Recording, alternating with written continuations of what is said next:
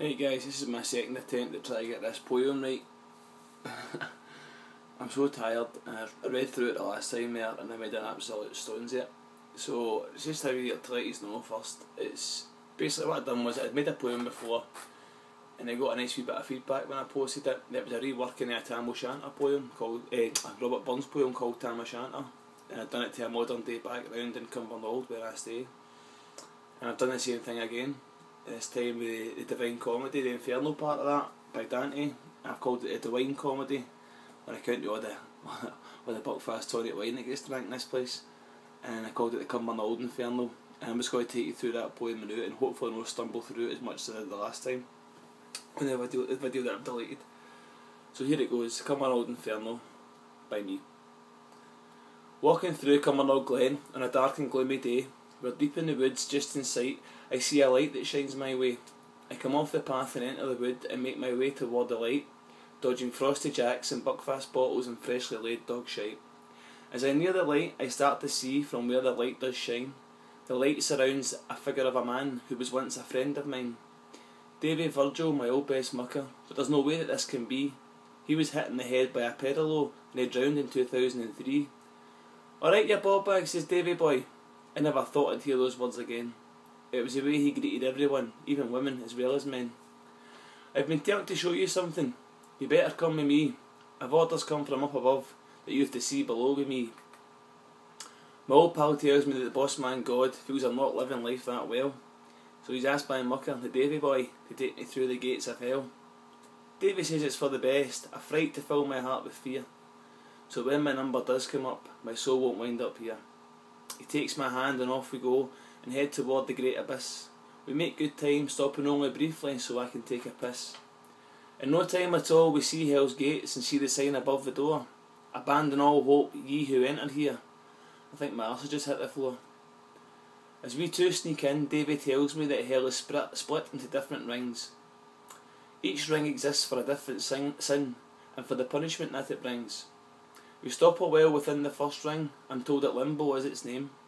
Davy says it's where he stays and bids me welcome to my home. Home, I say? You stay here? What the fuck are you doing in hell? You weren't really that bad a cunt to my friend I do expel. He says that's right, he wasn't bad. Everyone knew he was sound as fuck. But as sound as he was, he didn't believe in God, and that was his bad luck. So now he bides in boring limbo, where fuck all ever happens, but spared from hell's deeper depths where bones and whips are snapping. Down we go to level 2 where all the lustful folk do dwell, full of men who pump the fat birds and sluts that suck the cock as well. For eternity they're all sentenced, never once again will they ever shag, for demons have sewn up all the women and the men have lost their clacker bag. Now it's down to level 3 where the gluttons served their time, the people who couldn't have just lager but also had to have the lime. Doomed forever to work a drive-through serving others foodstuffs all the time. Never again will they eat themselves as it's always just before lunchtime.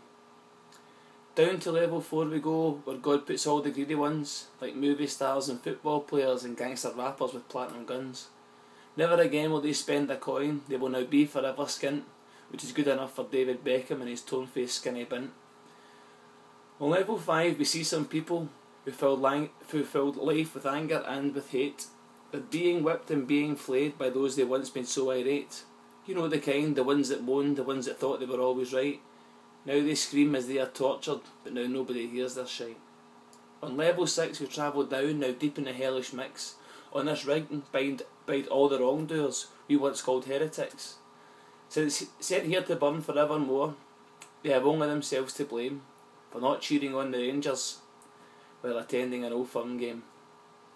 To level 7 we make our way and meet the scumbags of our lives, the bullies who beat up little kids and all the men who beat their wives. 10-foot demons kick their heads in, then they heal them up again, and once they have they stand them up and kick their teeth in once again. On level 8 are all the fraudsters that ever walked the earth. For every conman and every bookie, level 8 is their final birth. They walk around on hot coals, fooled into believing this is paradise, yet all the while they understand the hell that fills their eyes. On the bottom ring, on level 9, we find every treacherous git, every friend who had your back and who then just ran and hid. Here are kept with Satan, all the great betrayers, the cheating wives, the politicians and all the Wall Street players. At Satan's mercy, of which there's none, that is their eternal place, where snakes bite at their ankles and crows peck at their face. We leave this place and in a flash we are back within the wood. There is no more hell around us, just some trees and some old Jakey dude. Davy turns and tells me that for him it's time to go. He says he hopes I've learned my lesson from all the things that he did show. He says it was good to see me, to catch up with his old best friend, but he hopes to God I sort my life out and he hopes we never meet again. That was a wee bit better that time.